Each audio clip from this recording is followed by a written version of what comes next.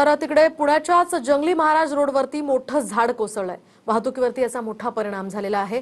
अधिकची माहिती या संदर्भात आपण जाणून घेऊयात आमचे प्रतिनिधी लक्ष्मण जाधव यांच्याकडून। लक्ष्मण, काय सांगाल, या ठिकाणी भलं मोठं झाड हे कोसळलेलं आहे, सध्या काय परिस्थिती आहे या ठिकाणी?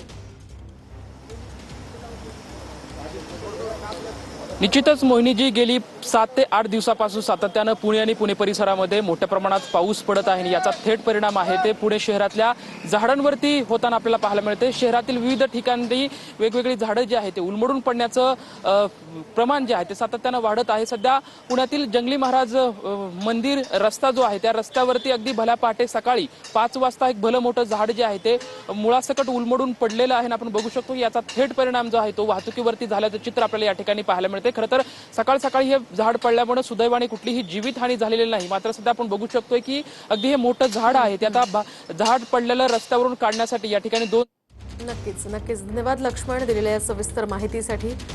आपण